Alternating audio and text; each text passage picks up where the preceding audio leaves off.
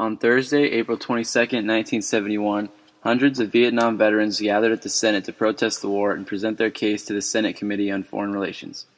They were part of a movement called the Winter Soldier Investigation.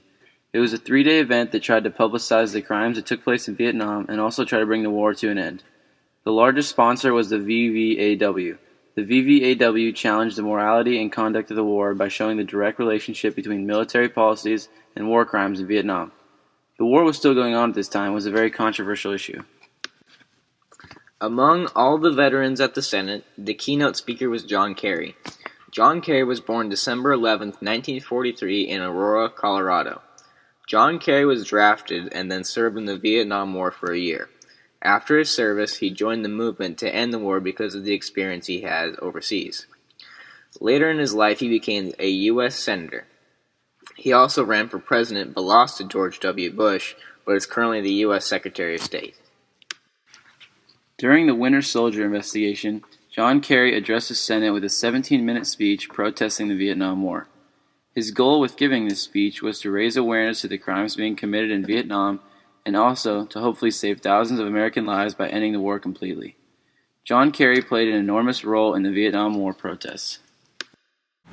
They told the stories of times that they had personally raped, cut off ears, cut off heads, taped wires from portable telephones to human genitals and turned up the power, cut off limbs, blown up bodies, randomly shot at civilians, razed villages in a fashion reminiscent of Genghis Khan, shot cattle and dogs for fun, poisoned food stocks, and generally ravaged the countryside of South Vietnam, in addition to the normal ravage of war and the normal and very particular ravaging which is done by the applied bombing power of this country.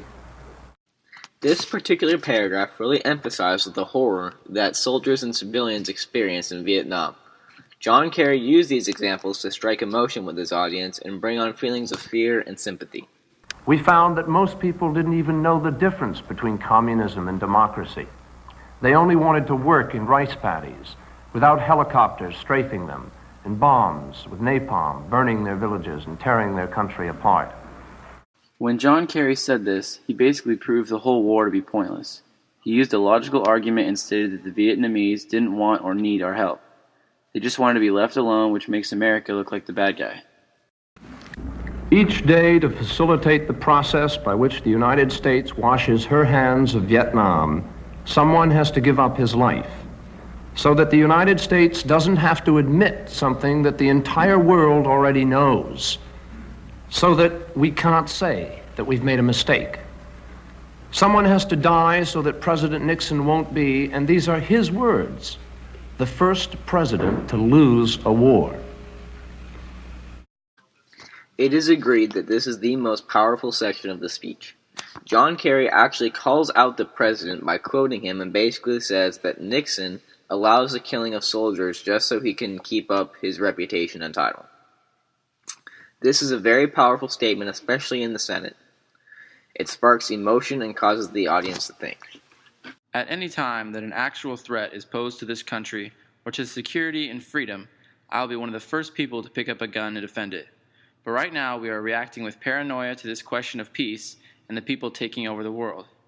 I think if we are ever going to get down to the question of dropping those bombs, most of us in my generation simply don't want to be alive afterwards, because of the kind of world that it would be with mutations and the genetic probabilities of freaks and everything else.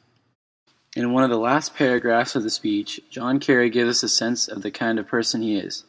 This is a good way to end the speech because it doesn't leave a bad taste in the mouth of the audience with their opinion of him. He isn't against the government, he is just against the Vietnam War.